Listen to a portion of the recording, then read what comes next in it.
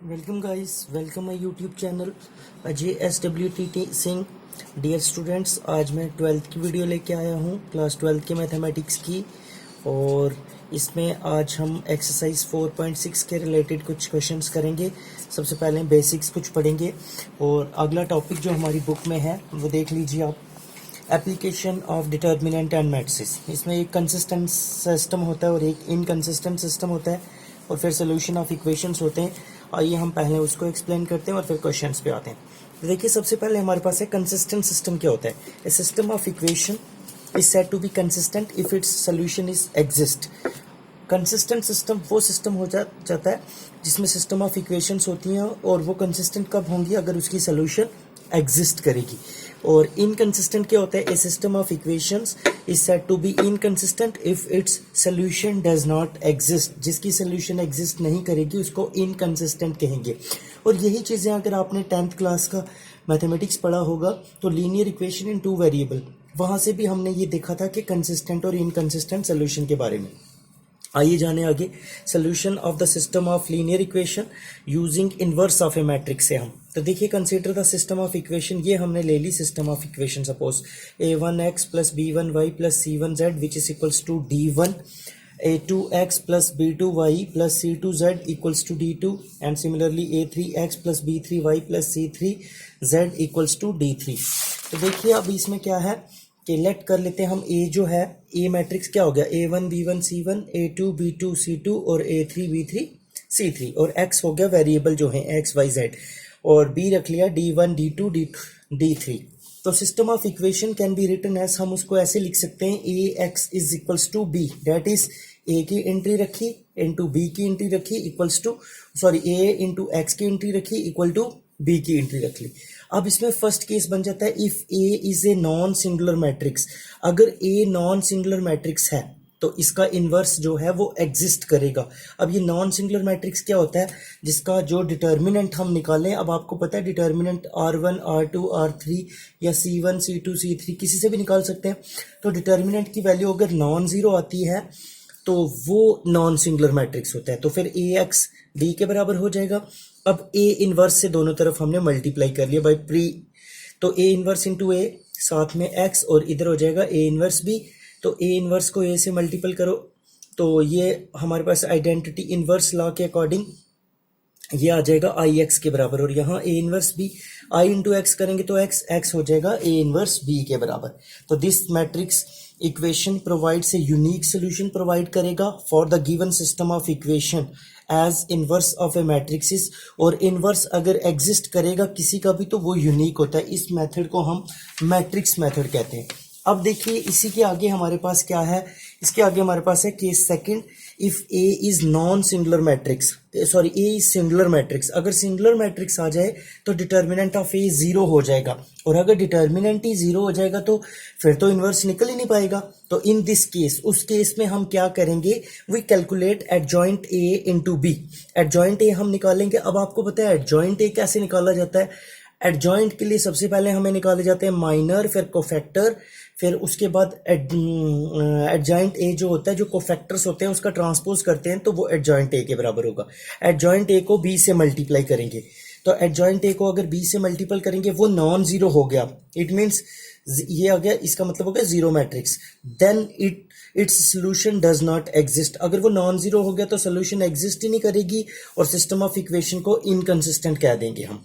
और अगर adjoint a into b अगर जीरो हो जाता है देन द सिस्टम में बी आइदर कंसिस्टेंट, या तो सिस्टम ऑफ इक्वेशन में कंसिस्टेंट सोल्यूशन होगी या इनकंसिस्टेंट होगी, according as the system have either infinite many solution, या तो वो इन्फिनाइट मैनी सोल्यूशन होगी और या नो सोल्यूशन को एग्जिस्ट करेगी। ठीक है जी। इसी तरह से अब स्टूडेंट्स हम आ जाते हैं एक्सरसाइज 4.6 पे। अब देखिए 4.6 में कैसे क्वेश्चन है। सबसे पहले मैं आपको, अब देखिए ये क्वेश्चन है हमारे पास एक्सरसाइज 4.6 के। फर्स्ट 6 क्वेश्चन जो है उसमें सिर्फ कंसिस्टेंसी के बारे में बताना है, फिर उसके बाद solve the system of linear equation matrix method 7 से लेके 14 तक, लेकिन आज हम सिर्फ 9 क्वेश्चन तक करेंगे। तो देखिए अब 9 क्वेश्चन तक कैसे करते हैं। सबसे पहले फर्स्ट क्वेश्चन आपकी स्क्रीन के ऊपर ये रहा। तो इसमें क्या है? 1x plus 2y is equals to 2। And 2x plus 3y equals to 3। तो देखिए यहाँ ए, ये x और y के कोफिशिएंट्स ए होता है ए मैट्रिक्स 1 2 2 3 और b क्या होता है ये 2 और 3 और x हो जाएगा एक्स वाई वेरिएबल है। तो सबसे पहले हम डिटर्मिनेंट ऑफ ए निकालेंगे 3 इंटू 1 क्रॉस मल्टीप्लिकेशन करते हैं ना ऐसे 3 इंटू 1 3 माइनस 4 3 माइनस 4 करेंगे तो -1। अब -1 तो नॉन जीरो होता है, इसका मतलब system of equation has a unique solution और जो सिस्टम ऑफ इक्वेशन होगा वो कंसिस्टेंट हो जाएगा। इसी तरह से सेकंड क्वेश्चन की तरफ आते हैं। देखिए सेकंड क्वेश्चन है 2x plus 1y equals to 5 and 1x plus 1y equals to 1। अब यहां भी देख लीजिए ए क्या है 2 1 1 1, बी है 5 4 और x है xy। सबसे पहले हम डिटर्मिनेंट ऑफ ए निकालेंगे 2 into 1 2 minus 1 det is 1 non zero हो गया। System of equation has unique solution होंगी इसमें और देयरफॉर सिस्टम ऑफ इक्वेशन ये भी कंसिस्टेंट सोल्यूशन हो जाएगा। इसी तरह से स्टूडेंट्स थर्ड क्वेश्चन की तरफ आते 1x plus 3y equals to 5 and 2x plus 6y equals to 8। A हमारे पास है 1 3 2 6 के बराबर, बी है 5 8 और सी है एक्स है एक्स वाई। तो देखिए determinant of a 6 into 1 6 minus 6, तो 6 माइनस 6 करेंगे 0। देखिए अब सेकंड वाला केस आ गया डिटर्मिनेंट ऑफ ए 0। अब हमें एडजॉइंट ए निकालना पड़ेगा। अब देखो एडजॉइंट ए के लिए पहले माइनर, इसका माइनर ये होगा, इसका माइनर ये होगा, इसका माइनर ये होगा, ठीक है। तो माइनर फिर माइनर से कोफैक्टर्स निकालते हैं, मैंने डायरेक्ट किया और फिर कोफैक्टर्स का हमने क्या किया ट्रांसपोज। तो ये चीज आ गई हमारे पास एडजॉइंट है। ऑलरेडी मैंने पीछे क्वेश्चन बहुत सारे किए हुए हैं यहाँ वहां से आप ये देख सकते हो। और बी हमारे पास ये है। अब ए एडजॉइंट ए को बी से मल्टीप्लाई करो। देखिए मैट्रिक्स में मल्टीप्लिकेशन कैसे होता है, फर्स्ट रो को फर्स्ट कॉलम से करेंगे 6 5 जा 30 माइनस 8 3 जा 24 2 इंटू 5 माइनस 10 प्लस 8। तो देखिए ये आ जाएगा 6 और -2, ये नॉन जीरो आ गया। इसका मतलब सिस्टम ऑफ इक्वेशन जो है वो इनकंसिस्टेंट सोल्यूशन होगी। इसी तरह से स्टूडेंट फोर्थ क्वेश्चन की तरफ आ जाइए। देखिए 1x plus 1y plus 1z is equals to 1 और 2x plus 3y plus 2z equals to 2 and ax plus ay plus 2az equals to 4। अब यहाँ से हम क्या करते हैं a कॉमन ले लेते हैं, तो x plus y plus 2z equal to 4 अपन ए हो जाएगा। अब देखिए a के बदले है 1 1 1 2 3 2 एंड 1 1 2 और b के 1 2 और 4 बाई ए और x के बदले है x y z। तो सबसे पहले डिटर्मिनेंट ऑफ ए निकालेंगे। डिटर्मिनेंट आपको पता है कैसे निकाला जाता है, जब 1 की वैल्यू निकालेंगे इसको और इसको डिलीट करेंगे 3 2 जा 6 माइनस 2, जब -1 इसको और इसको डिलीट करेंगे 4 minus 2 and plus 1 this and this delete 2 minus 3। तो देखिए ये हो जाएगा 1 into 4 minus 1 into 2 and plus 1 into -1। तो ये हो जाएगा 4 minus 2 minus 1 4 minus 3 which is equals to 1। ये नॉन जीरो हो गया। अगर ये नॉन जीरो हो गया तो इट मीन्स डिटर्मिनेंट ऑफ ए है वो हमारे पास नॉन जीरो हो गया। अगर determinant of a non zero हो गया तो सिस्टम ऑफ इक्वेशन जो होगा वो कंसिस्टेंट सोल्यूशन होगा। अब स्टूडेंट इसी तरह से क्वेश्चन नंबर 5 की तरफ आ जाइए। देखिए 3x minus y minus 2z equals to 2 and 0x plus 2y minus 1z equals to -1 and 3x minus 5y plus 0z equals to 3। तो देखिए a की entry 3 1 2 3 minus 1 minus 2 0 2 minus 1 and 3 minus 5 0 और देखिए b में 2 minus 1 3 और x में हो जाएगा x y z। तो डिटर्मिनेंट ऑफ a सबसे निकालेंगे पहले, इसको 3 के लिए इसको delete 0 minus minus plus -5 -1 into ये माइनस फॉर्मूले का ये -1 0 minus of minus plus 3 and -2 into इसको डिलीट 0 -6 हो जाएगा 3 into -5 plus minus minus plus 1 into 3 and -2 into -6 हो जाएगा -15 प्लस 3 और प्लस 12 प्लस 3 15 माइनस 15 करेंगे तो 0। इसका मतलब हमारे पास डिटर्मिनेंट ऑफ ए 0 हो गया। तो सेकंड केस आ गया। सेकंड केस में हम एडजॉइंट ए निकालेंगे। देखिए एडजॉइंट ए की मैंने वैल्यू निकाल दी, उसका ट्रांसपोज करेंगे, ये चीज आ गई। अब एडजॉइंट ए को बी से मल्टीपल करो तो देखिए रिजल्ट हमारे पास ये आया। इसके बाद हम अगले केस पे देखते हैं। तो ये नॉन जीरो आ गया। अगर ये नॉन जीरो आया तो इसका मतलब गिवन इक्वेशन जो है इनकंसिस्टेंट होगी। अब स्टूडेंट्स इसी तरह से क्वेश्चन नंबर 6 भी सेम ऐसे ही करना है। देख लीजिए 5x minus 1y plus 4z equals to 5 and 2x plus 3y plus 5z equals to 2 and 5x minus 2y plus 6z equals to -1। a के रिप्लेसिंग में है 5 -1 4 2 3 5 एंड 5 माइनस 2 6।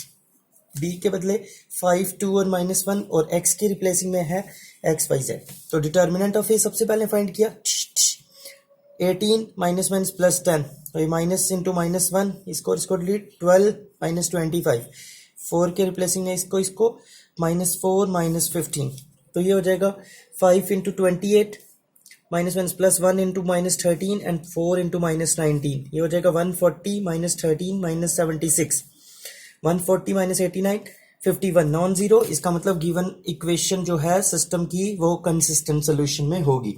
ओके स्टूडेंट्स, ये 6 क्वेश्चन थे। अब हम क्वेश्चन नंबर 7 से जो 14 तक हैं उन क्वेश्चंस को बड़े ध्यान से करना पड़ेगा, वो बड़े इंपॉर्टेंट क्वेश्चन हैं और अक्सर एग्जाम में इस तरह का पूछा जाता है। Solve the equation of system by matrix method from question 7 to 14। अब देखिए 7th क्वेश्चन ध्यान से देखिए, 5x plus 2y equals to 4 and 7x plus 3y equals to 5। a के रिप्लेसिंग में 5 2 7 3, b के रिप्लेसिंग में है 4 5 और x के रिप्लेसिंग में है xy। अब देखिए determinant of A 15 minus 14 that is 1, non zero. A inverse, अब देखिए यहाँ ए इनवर्स अगर ये नॉन जीरो आ जाता है तो ए इनवर्स एग्जिस्ट करेगा। अब एग्जिस्ट के लिए हमें इनवर्स निकालना पड़ेगा। अब इनवर्स का हमारे पास फार्मूला ये होता है A inverse 1 upon determinant of A into adjoint A. तो अब देखिए पहले माइनर निकालेंगे हम, इसका माइनर आ जाएगा 3, इसका माइनर 7, इसका माइनर 2 और इसका माइनर 5, और फिर कोफैक्टर्स, इसमें तो वही 3, इधर -7 हो जाएगा, -2 हो जाएगा और ये 5 ही। एडजॉइंट ए जो कोफैक्टर्स हैं उसका ट्रांसपोज, तो कोफैक्टर्स की वैल्यू पुट कर ली, 3 -7 -2 और 5, इसका ट्रांसपोज करेंगे तो 3 -7 इधर आएगा, -2 ऊपर और 5। अब A inverse 1 upon determinant of A into adjoint A, तो 1 अपॉन 1 3, एडजॉइंट ए निकाला हमने 3 -2 -7 5, तो 1 अपॉन 1 मतलब वही हो गया, ये टर्म आ गई हमारे पास। तो इसका मतलब 9 ए एक्स फिर किसके बराबर होगा, ए एक्स जो है हमारे पास वो बी के बराबर हो जाएगा by pre multiply A inverse on both side, दोनों तरफ ए इनवर्स से मल्टीपल करेंगे। तो ए इनवर्स से इधर भी किया, इधर ए इनवर्स इंटू ए किया, बाय एसोसिएटिव लॉ लगा दिया और इधर ए इनवर्स बी आ गया। इसके बाद देखिए स्टूडेंट्स आगे, इधर ए इनवर्स को ए से करेंगे तो X by definition of inverse, तो A inverse X, I into X करेंगे, आइडेंटिटी की डेफिनेशन लगाएंगे तो एक्स हो जाएगा ए इनवर्स बी के। तो एक्स की वैल्यू पुट कर ली, ए इनवर्स हमने ऑलरेडी निकाला हुआ था और बी की वैल्यू करो फर्स्ट रो को फर्स्ट कॉलम से, 3 4 जा 12 -10 और 7 4 जा -7 को 4 से करेंगे -28 प्लस 25, तो ये हो जाएगा 2 और यहाँ से -3। अब देखिए एक्स वाई है और 2 3 है। अब दो मैट्रिक्स अगर आपस में इक्वल हैं तो उनके कॉरेस्पॉन्डिंग एलिमेंट्स इक्वल होंगे। एक्स की वैल्यू हमारे पास 2 आ गई और वाई की वैल्यू 3 आ गई। डियर स्टूडेंट्स, ये जो कभी कभी क्वेश्चन आता है ना, ऐसे इस तरह से लिखा होता है सॉल्व दिस, तो अब आपको अंडरस्टैंड करना है, इसमें वो 10th वाला मेथड नहीं लगाना आपने, सब्स्टिट्यूशन एलिमिनेशन या क्रॉस मल्टीप्लिकेशन, आपको मैट्रिक्स मेथड से ही सॉल्व करना है। अब next move to question number 8। देखिए क्वेश्चन नंबर 8 क्या है, 2x plus 1y equals to -2 and 3x plus 4y equals to 3। अब a की वैल्यू क्या आएगी, 2 1 3 4, b आ जाएगा -2 और 3 और x आ जाएगा xy। सबसे पहले डिटर्मिनेंट ऑफ a, 4 2 जा 8 -3 5, नॉन जीरो हो गया, ए इनवर्स इसका मतलब एग्जिस्ट करेगा। अब हम डायरेक्ट कोफैक्टर्स निकाल लेते। देखिए इसका कोफैक्टर आ जाएगा a 1 1 का 4, 1 2 का आ जाएगा 3, लेकिन माइनस लगाते हैं साथ में, -3 हो जाएगा और 2 1 का -1 हो जाएगा और इसका 2 ही होगा। तो एडजॉइंट ए निकालने के लिए हम क्या करेंगे, जो कोफैक्टर्स निकालें उसका ट्रांसपोज, और कोफैक्टर्स की वैल्यू ये 4 -3 इधर आ जाएगा और -1 और 2 ये आ गया। ए इनवर्स किसके बराबर होता है, 1 upon determinant of A into adjoint A, तो 1 अपॉन 5 और ये वैल्यू आ गई। अब इसको अंदर कर लेते हैं multiple, 4 upon 5 -1/5 -3/5 and 2/5। Okay students, ये हमारे पास 8th क्वेश्चन इतना आ गया। देखिए इसके बाद आगे क्वेश्चन जो है कंटिन्यू है। ए एक्स को हम किसके बराबर मान लेंगे, बी के बराबर, तो ए इनवर्स से मल्टीप्लाई करेंगे by pre multiply A inverse on both sides. ठीक है जी, जब प्री मल्टीप्लाई किया आगे लिखेंगे इधर बाय एसोसिएटिव लॉ को यूज किया हमने, यहाँ बाय डेफिनेशन ऑफ इनवर्स किया और यहाँ बाय डेफिनेशन ऑफ आइडेंटिटी। ठीक है जी। तो देखिए x हो गया a इनवर्स b के बराबर, ये तो सेम यहां से यहां तक सारे क्वेश्चंस में लगभग सेम होगा। एक्स वाई ये वैल्यू निकली और ये हमें पता है ये a इनवर्स की वैल्यू है और ये b की। फर्स्ट रो को फर्स्ट कॉलम से -8/5 और -3/5, और इसको जब इससे करेंगे माइनस माइनस प्लस 6/5 और 6/5। तो देखिए यहाँ हमारे पास आएगा इसमें -11/5 और यहाँ आ जाएगा 12/5।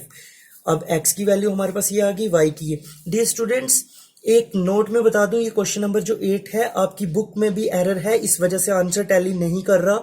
वो क्या है कि जो हमारे पास क्वेश्चन में है, कुछ बुक्स में यहाँ एंट्री जो दे रखी है 8th क्वेश्चन की, मैं आपको बता दूं शुरू से, ये यहाँ कुछ क्वेश्चंस में माइनस है कुछ में प्लस है, बट जो प्लस वाला लेके अगर हम करें तो उसमें सोल्यूशन जो है हमारे पास यही आएगी। आपको घबराने की जरूरत नहीं है, सिर्फ आपके पास मेथड जो मैंने बताया उस तरह से फॉलो करना है। अभी लास्ट क्वेश्चन के बाद में 9th क्वेश्चन के बाद एक बार आपको मेथड में वापस बता दूंगा। देखिए अब 9th क्वेश्चन इसका, 4x -3y equals to 3 and 3x -5y equals to 7। देखिए a की वैल्यू 4 -3 3 -5, b की वैल्यू है 3 7 और xy। अब इसके बाद आगे देखिए सबसे पहले डिटर्मिनेंट निकालेंगे, 4 into cross multiplication 4 into -5 minus of 3 into -3, non zero आ गया, ए इनवर्स एग्जिस्ट करेगा। एडजॉइंट ए निकाला, देखिए एडजॉइंट ए डायरेक्ट मैंने कर दिया है, इसमें वही आप पहले माइनर निकालो, कोफैक्टर्स निकालो और फिर उसके बाद आप निकाल सकते हो जो कोफैक्टर्स निकले होंगे उसका ट्रांसपोज करके। तो ए इनवर्स की वैल्यू आ गई हमारे पास 1 determinant of A into adjoint A, तो ये चीज वैल्यू आ गई ये हमारे पास। बाय मैट्रिक्स मेथड से एक्स को मैंने डायरेक्ट लिख दिया, अब ये डायरेक्ट, क्योंकि ये बार बार हम लिख रहे हैं पीछे। तो एक्स की वैल्यू, ए इनवर्स की वैल्यू और बी की वैल्यू, अब इसको मल्टीपल करो, 3 5 जब 15/11 -21/11, इसको जब इससे करेंगे 9/11 -28/11, तो यहाँ से सिंप्लीफाई करें तो -6/11 और यहाँ -19/11, तो इसका आंसर आ गया एक्स की वैल्यू हमारे पास -6/11 और वाई आ जाएगा -19/11।